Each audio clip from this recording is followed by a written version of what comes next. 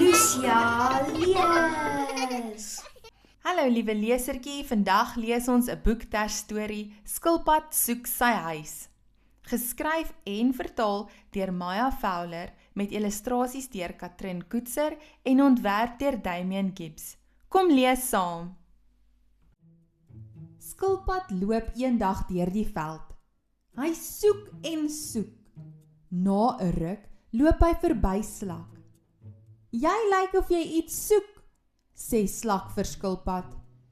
Ja, Slak, ek soek my huis. Weet jy dalk waar ek hom kan kry? Slak sê, nee, ek weet nie, maar ek sal help soek. Sy klim bo op Skilpad se dop. Skilpad loop verder met Slak wat bo op ry.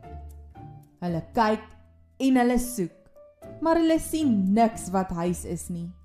Die son is hoog in die lug. Jy lyk of jy iets soek, sê Mossie vir Skilpad. Ja, Mossie, ek soek my huis. Weet jy dalk waar ek hom kan kry? Mossie sê, nee, ek weet nie, maar ek sal help soek. Hy klap sy vlekkies. Woets is hy weg. Maar jy beweeg te vinnig vir my, roep Skilpad.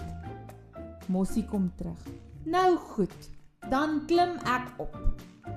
Skilpad loop verder met Slak en Mossie wat bo op ry. Hulle kyk en hulle soek, maar hulle sien niks wat huis is nie. Die son sak 'n bietjie. Na 'n ruk loop hulle verby Lieveneersbesie. Jy lyk of jy iets soek, sê Lieveneersbesie vir Skilpad. Ja, Lieveneersbesie, ek soek my huis. Weet jy dalk waar ek hom kan kry? Lieveneersbesie sê, nee, ek weet nie, maar ek sal help soek. Sy klim bo op Skilpad se dop en Skilpad loop verder met Slak en Mossie en Lieveneersbesie wat bo op ry. Hulle kyk en hulle soek, maar hulle sien niks wat huis is nie. 'n Briesie steek op. Na 'n ruk loop hulle verby Streepmuis. Hy is besig om 'n blommekransie te vleg. Jy lyk of jy iets soek, sê Streepmuis vir Skilpad. Ja, Streepmuis, ek soek my huis. Weet jy dalk waar ek hom kan kry? Streepmuis sê, nee, ek weet nie, maar ek sal help soek. Hy klim bo op Skilpad se dop. Wag, ek kan nie my madeliefies los nie. Skilpad wag. Streepmuis rek en strek en skep die kransie op. Skilpad loop verder met Slak en Mossie en Lieveneersbesie en Streepmuis wat bo op ry. Hulle kyk en hulle soek, maar hulle sien niks wat huis is nie. Die wind raak 'n bietjie sterker. Later is Skilpad moeg.